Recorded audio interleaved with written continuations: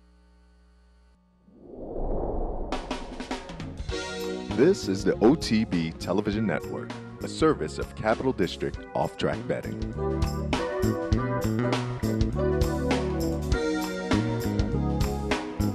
Each morning on the OTB TV network, you get the very best in horse racing programming. Weekdays begin with the Handicappers Report, where professional handicappers share their selections and analysis of the day's racing. Followed by Racing Across America, a daily conversation with racing personalities from around the country. Saturdays include Down the Stretch, where Mark Casano speaks with the biggest names in racing. And Sunday mornings, it's Loose on the Lead, where Steve Bick and I offer news and a unique lineup of weekly guests. All here on the OTB TV network. Welcome back to Down the Stretch, everyone. I'm Mark Casano. Only for you, for Todd and Javier, edges away to a 2 3/4 length victory over Aurelia's Bell to capture the Forward Gal. Our first guest this morning has a very nice 3-year-old Wildcat Red who has been rerouted to this afternoon's Hutcheson Stakes at Gulfstream. We welcome in live via telephone from South Florida, Mr. Jose Garoffalo. Jose, Mark Casano welcoming you to Down the Stretch. Hi, Mark. Thank you, and good morning for everybody. Well, it's very nice to have you, Jose. Being a first-time guest to the show, take a moment, tell the audience a little bit about yourself, if you would. And I don't have anything in my ear, guys. What happened? We have temporarily lost Jose. There we go. Okay. All right, Jose, take a moment to... We have lost him, folks, and we apologize. We're calling him back. We'll get him right back. You know, you never know in this age of cell phones what's going to happen. But this Wildcat Red is a nice 3-year-old, but originally wasn't intended. Okay, Jose, we got you back? Yeah, sorry about that. Okay, all right. The communication, I don't know what happened, but I'm here, still here. All right, now, Jose, tell our audience a little bit about yourself, if you would. Yeah, well, I've been here in Florida for about 15 years. I was training in Venezuela before, where I was born. I was born in Caracas, and I trained there for a few years. I come from a family of breeders. My father used to run a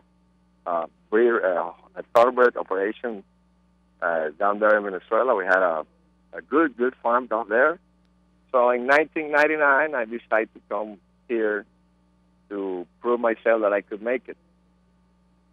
So now I'm here in Florida, and now for 15 years, we're stable at Gulfstream now, and here we are. Now we're having a horse running today in a big race. That's right. Well, we are about to take a look at that horse, Wildcat Red, in his debut back in September. And as we pick up the video for our audience, he will be in front.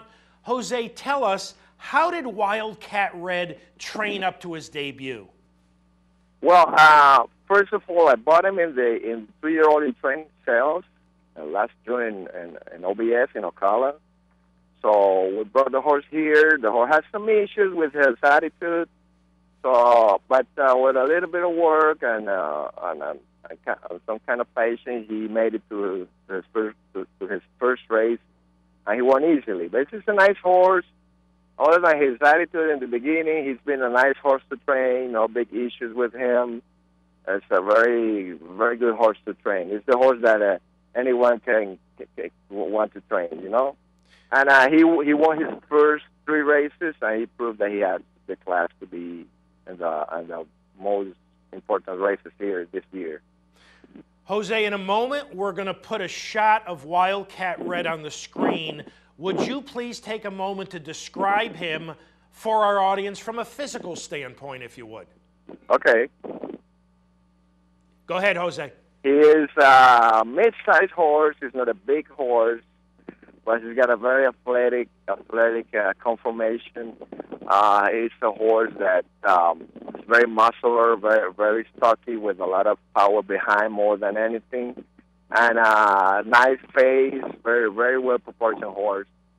So that's usually the look of the good horses. Well, we so are from the beginning. You can find that he's a good horse as soon as you look at him. And very nice attitude in the stall, very friendly and very, at the same time, very, very kind with his groom and his secretary rider and everybody. It's a nice horse to have in the barn. Well, we are about to take a look at his last start, the January 1st Gulfstream Park Derby. For our audience, he is number 1. Jose, he was burdened with the inside post here, going a mile, but he ran big. Talk about this game effort, if you would. Yeah, that was a very amazing race. Probably the post position was the factor to lose the race. But he tried all the way, and I think the distance was very, very good for him because the pace, when the pace is slower, he will run longer. So he did a great job. We just got beat by maybe a head or less. And I think that one of the factors of how has to press the pace was the post position. And Paco at the end of the race, maybe the last furlong, he couldn't use the whip because he had the other horse on his side. So he couldn't use the whip, and that could be maybe a cause of the defeat. But we were very happy with the race. For us, we felt like the horse won the race because it was a very good effort. And at the same time, I wanted to take the horse longer, so he handled the mile very well. And from now on, I still have the plan to run him in longer races, in the two-turn races, and that's the plan. So after that race that you're looking at, that's after the Gulfstream Park Derby, I think he's ready to go any distance. Now, Jose, after this race, you were originally pointing to last Saturday's Holy Bull, but you didn't enter there. Why? Yeah, before the race, a week before the race, he developed a throat infection, which was a mild cold. He got some mucus in the trachea and his throat. So I decided to skip the race because we have to put the horse on treatment. And the treatment was too close to the race. So I didn't want to take the chance to run the horse still under the treatment. So we skipped that race, and we have the option to run the Holy Bull. And we have the option to run the Hutcheson this time. So I'm going to use this race to keep the horse in shape because the next step to be the Point Youth, which is a two-turn race, and I want to try the horse in the two-turn race. So this race we're going to use it as a race to get the horse ready for the next one. Now, final question, Jose. I want you to be as honest with the audience as you can be because everything else being equal, Wildcat Red looks extremely well spotted in this afternoon's Hutcheson. But with the missed training time that he had and the minor illness, is he ready to run a hard 7 furlongs later this afternoon in the Hutcheson? Yeah, I think he's ready because he never lost time of training. We were treating him during his training, and he's been on the track all this time, so he's keeping the fitness. And he just ran 4 weeks ago a tough race, so he kept his shape, his fitness. He looks good for the race, and I don't think the time off is going to be a big deal for this race. It's not going to be a factor. So the horse has been training very good. He breathed last Sunday very nicely. He's been galloping very good. So I don't think it's going to be a big deal. All we need is a little bit of luck, a good start, and a safe trip, hopefully. Well, Jose, I want to thank you very much for having joined us this morning on Down the Stretch. We appreciate it. It was nice to meet you and to chat with you, and all the best later on this afternoon in the Hutcheson with Wildcat Red. Okay, Mark, thank you for having me, and good luck to all of you. Thank you, Jose. Jose Garoffalo, ladies and gentlemen. And we are up to our next break. When we return, Mr. Gary Contessa. As we go to the break, the Santa Monica last Saturday at Santa Anita. 7-5 favorite, number 2, Teddy's Promise, making her final career start. So we'll take a look at the Santa Monica to the break. Back with Gary Contessa right after these messages.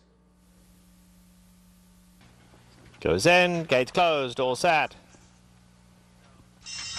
And away they go.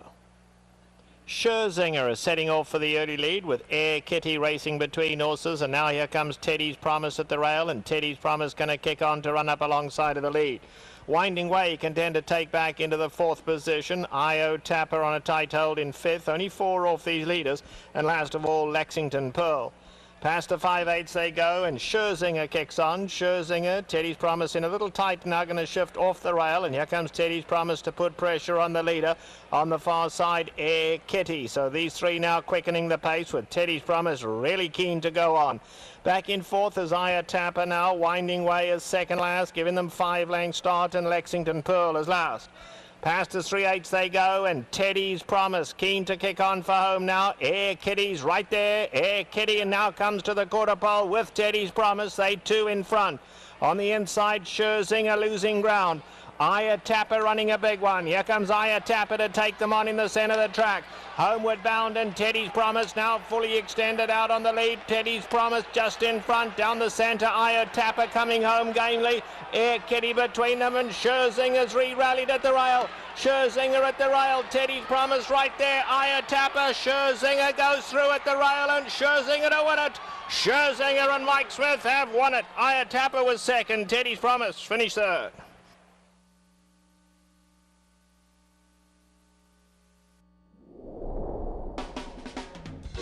This is the OTB Television Network, a service of Capital District Off-Track Betting.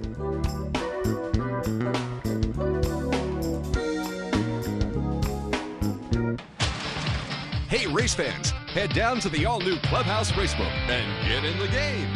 With live horse racing on more than 250 flat-screen TVs, state-of-the-art wagering terminals, fantastic food and drinks, an amazing Vegas-style atmosphere with seating for nearly 900 of your closest friends. Conveniently located at 711 Central Avenue, right off Exit 5 of I-90 in Albany, the Clubhouse Racebook is the better choice. Welcome back to Down the Stretch, everyone. I'm Mark Asano. My thanks to Jose Garoffalo once again for having joined us. And Scherzinger for Jerry Hollendorfer and Mike Smith slips inside to capture the Santa Monica by a length over Aya Tapper and Teddy's Promise. The latter completes her career, 11 victories, and about $900,000 for trainer Ron Ellis. Our next guest will saddle one of the 2 exciting New York breds for the Withers today in New York. Ladies and gentlemen, joining us live via telephone, the trainer of Uncle Sigh, Mr. Gary Contessa. Gary, Mark Asano welcoming you back to the show. How you doing, Mark? Good, how are you? Good, pleasure. Always nice to have you, Gary. Let's talk Uncle Sigh. And as we watch a piece of his debut back on December 7th, and as we pick it up for our audience, he will be last on the screen. Gary, how had Uncle Sigh trained up to his debut? He trained phenomenal. I pretty much went in there thinking this horse can't lose. And imagine you could run New York bred maiden special weight 500 times and not get 2 horses that duke it out to the wire like these 2 did and run a 95 fire. I mean, it's just unheard of. And, of course, that's the race I go in with the horse I think can. So, it's just a circumstance, that's all. And we're watching him turn for home, and as you mentioned, he's going to battle to the wire. He ran very, very big in here. You said he trained great. Is your feeling that he may not have been at his best sprinting? Well, absolutely. I sprinted him because it's the winter, and you know what happens in the winter? You keep missing training. I was dead set on running him 2 turns first time out, and then we got snowed out, and we got a frozen track, and I kept second guessing myself. I was thinking, maybe I just I just don't have him tight enough. So I said, you know what, I'm going to play it safe. I'll sprint him first time out, and then we'll stretch him out off of that. But I knew from day one that he wants to go 2 turns. There was no question about it. But it was a matter of fitness, and we just kept getting thwarted in our efforts to get him ready to go 2 turns first time out, because Mother Nature, if you remember, started bombarding us back in November, which was very unusual. Yes, no, I remember extremely well, Gary. In a moment, we're going to have a shot of Uncle Sigh on the screen. Please describe him for us from a physical standpoint. Well, he's everything you could want in a good horse. He's got a huge behind on him, and we all know the engine is in the rear. Big shoulder, and he's a big strapping horse. I mean, he's not little, but he's not too big. He's got 16 hands, and he's just got it all. He's like the total package. He really, he's everything you would want in a racehorse.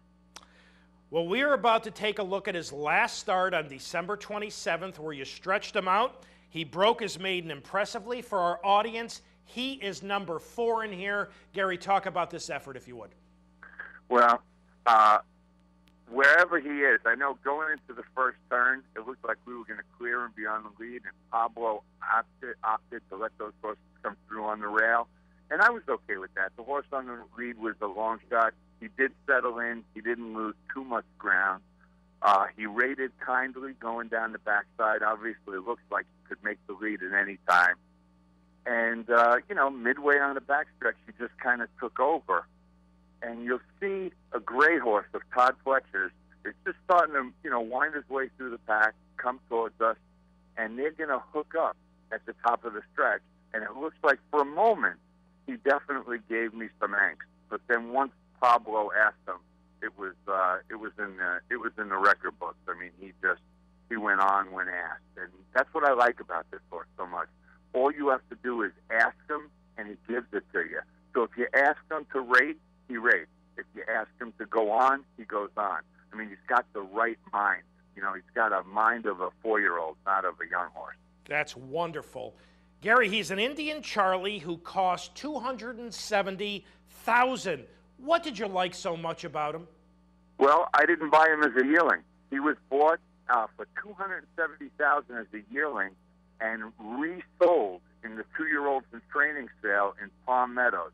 And the reason it's not a matter of record is because he was RNA'd, which they did not reach their reserve, for $330,000 down in Florida that year as a 2-year-old. I loved him, and I started the process at that very moment of trying to purchase him because they had bought him back at $330,000.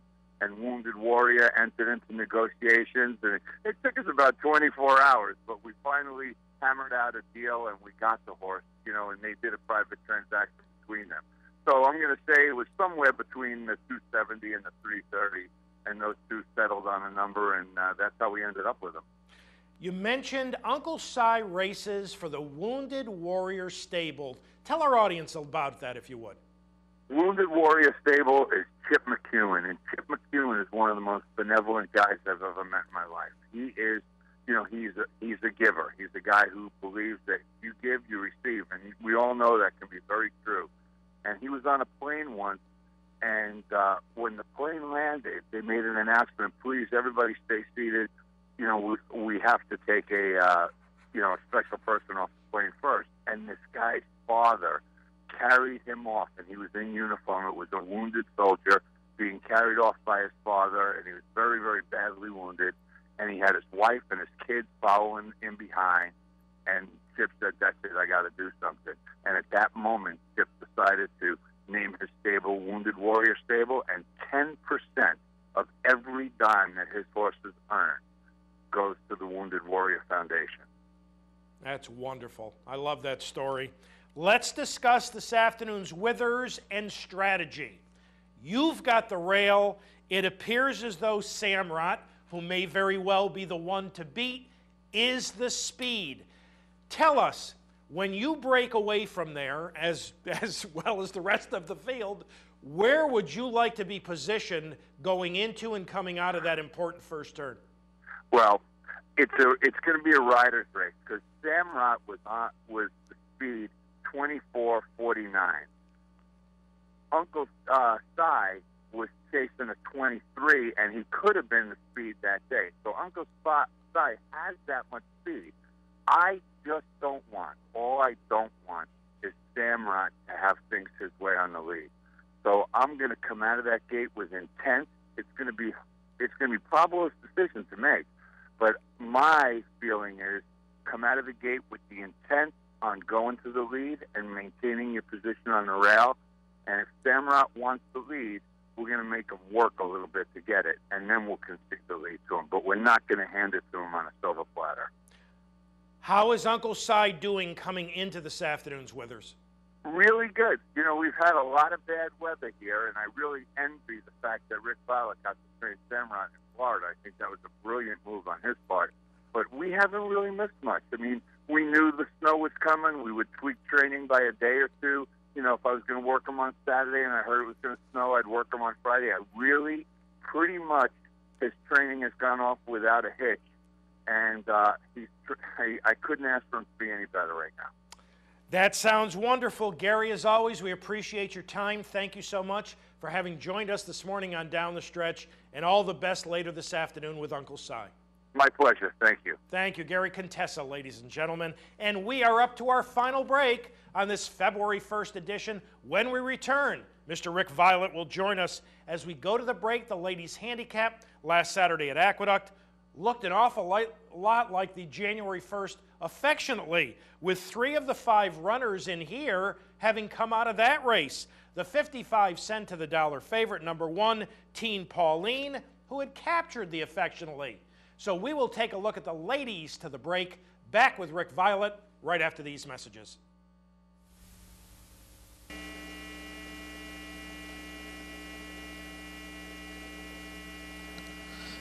And they're off.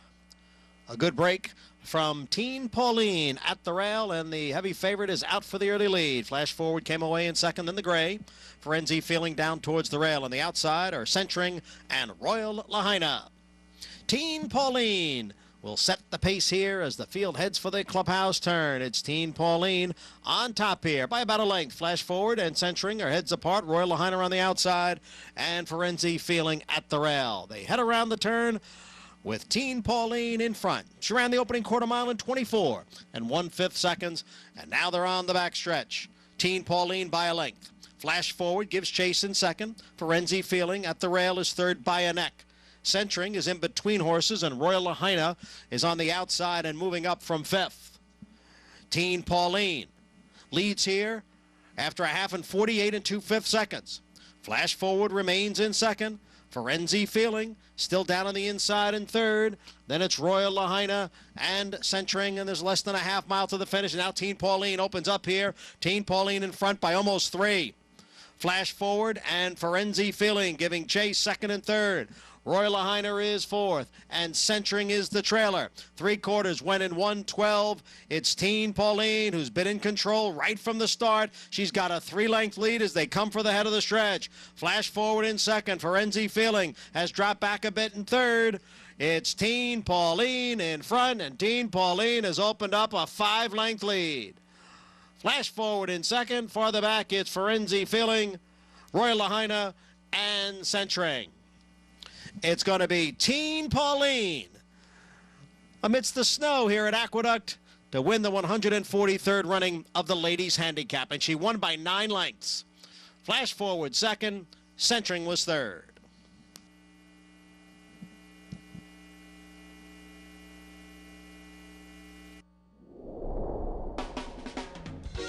This is the OTB Television Network, a service of Capital District Off-Track Betting.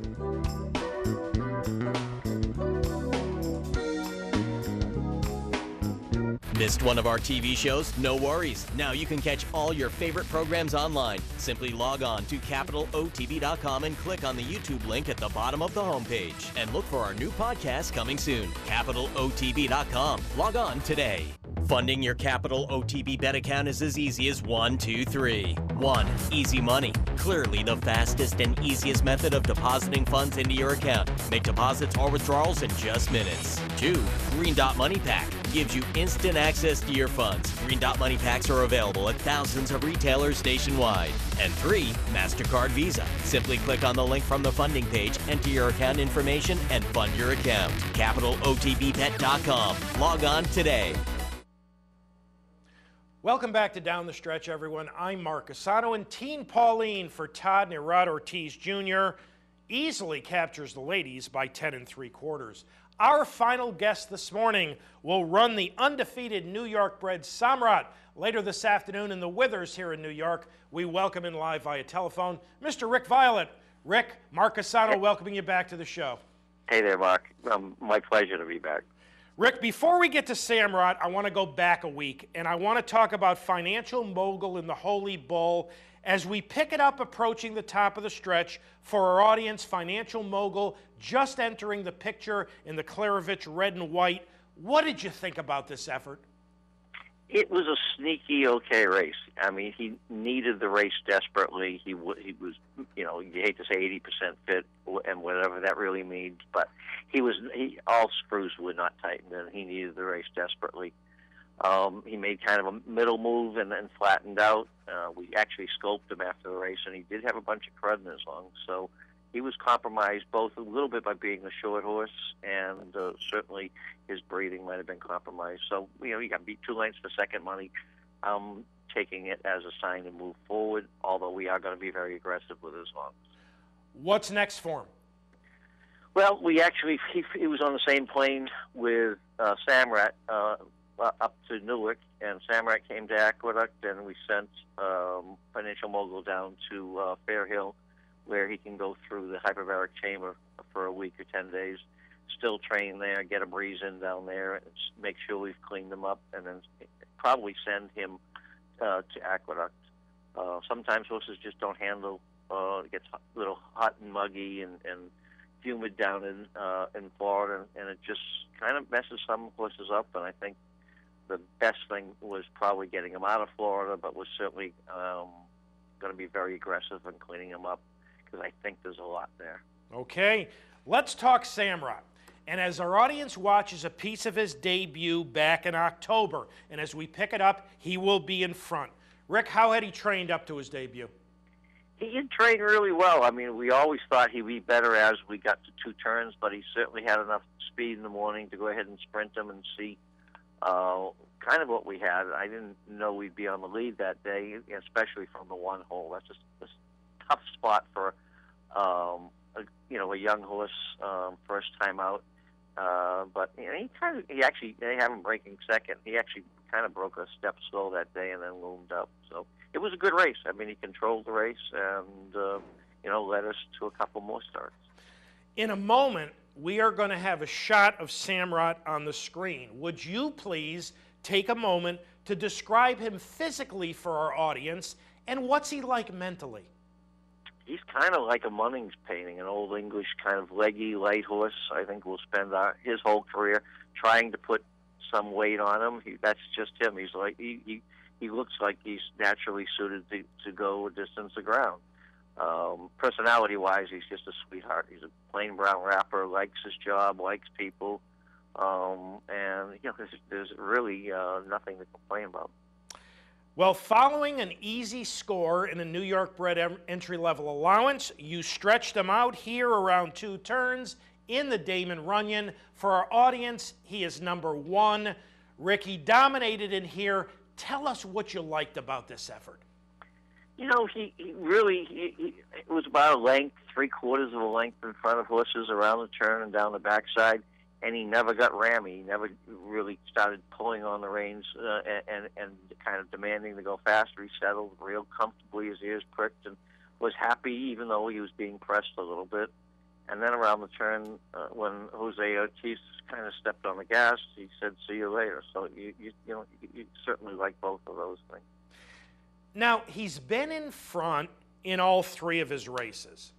Is that because he simply, laid over those fields? He was much more talented? Or is that the way he wants to run, at least at this point in his career? I think it's a combination of both. There's no question that he might have laid over all those fields. I think he has a very high cruising speed, which is an asset. I mean, if somebody wants to, go crazy and take the lead from him, I think it will be very comfortable pointing at horses. In fact, in the morning, he galloping, he kind of chases horses down. He sees the horse in front of him, takes dead aim, drags the exercise rider up to him, and when he gets in front of him, he kind of chills a little bit until he spots another horse to go after. So I'm very confident that he can point at horses and go, but you don't necessarily just give up a real big asset with the high cruising speed. I mean, we're going to leave there running today, and if somebody wants to be in front of us, they're going to have to step on the gas. We're not, submitting or just yielding the lead because we'd like not to be on it. I mean, someplace I'd have a ton of speed in front of us, and we can kind of settle. But that doesn't seem to be today. And like I said, we're actually a great post for what we want to do.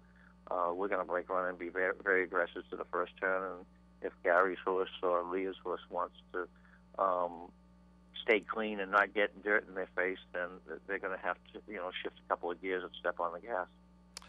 Now, following the Damon Runyon romp, you took him to Florida to train, which your fellow trainer Gary Contessa just told us in an interview was a brilliant move on your part. Why'd you ship him to Florida to train and then bring him back to New York to race?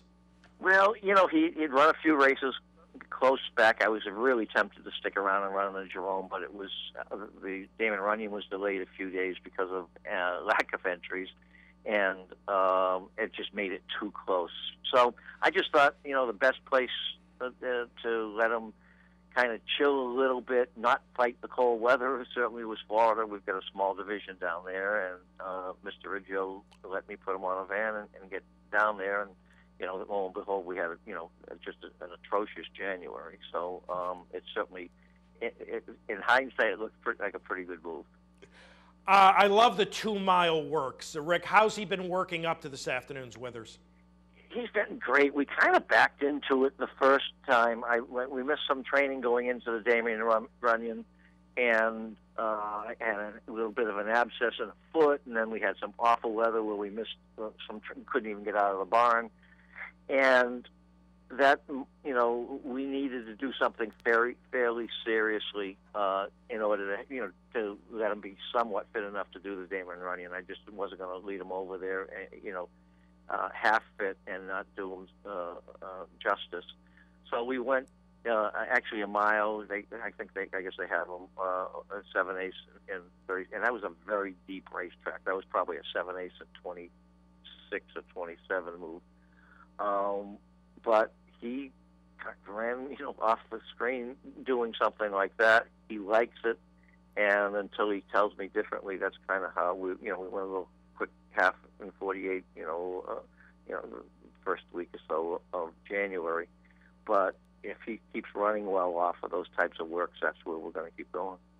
Rick, in the minute or so we have left, I'm going to ask you to change hats here quickly as president of the New York Thoroughbred Horsemen's Association and a member of NYRA's board. Let me ask you your thoughts on the Monday racing experiment at Aqueduct. How do you think things have gone?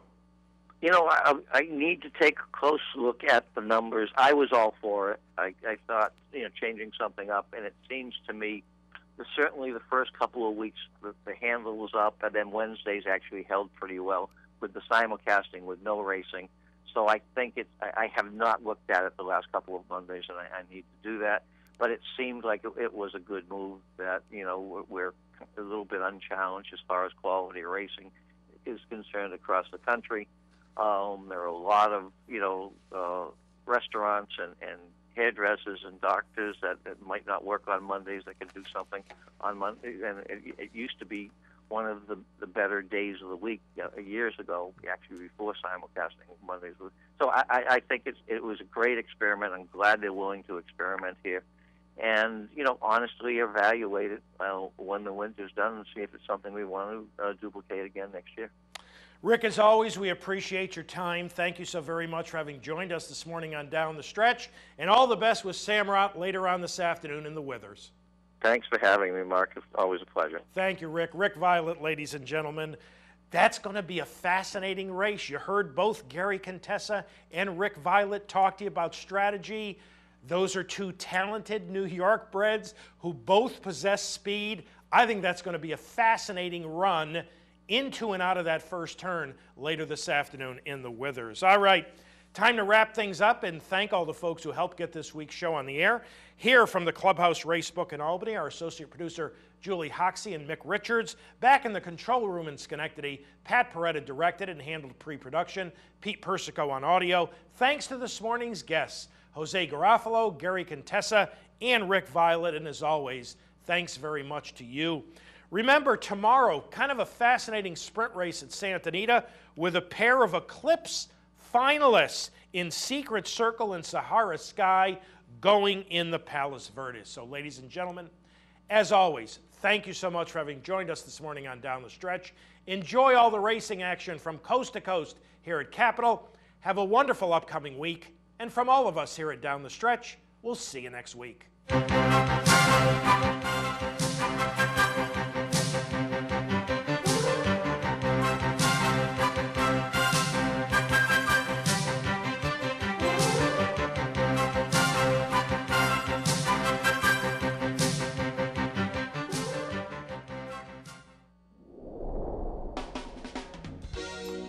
You're watching OTB TV, a service of Capital Off Track Betting.